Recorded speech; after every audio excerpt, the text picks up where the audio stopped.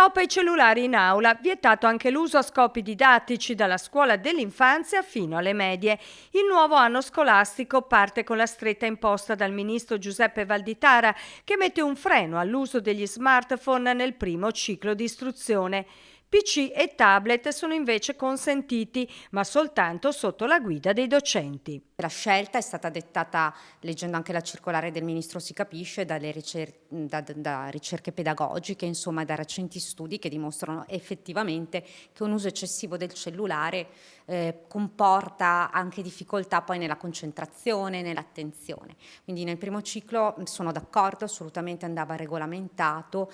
La circolare ministeriale non prevede il divieto nelle scuole superiori, ma il tema pone comunque degli interrogativi molto seri ed è oggetto di riflessione. Al liceo Brocchi, 86 classi e 2000 studenti, la discussione è più che mai aperta. Sul tavolo ci sono diverse ipotesi più o meno restrittive. Diciamo che il nostro regolamento impedisce l'uso del cellulare durante l'attività didattica, quindi i ragazzi dovrebbero tenerlo spento nello zaino. Poi è possibile invece utilizzarlo, a differenza del primo ciclo e delle indicazioni del ministro, a volte per fare dell'attività didattica, perché comunque essendo anche in tanti non sempre abbiamo tutti i mezzi a disposizione per tutti.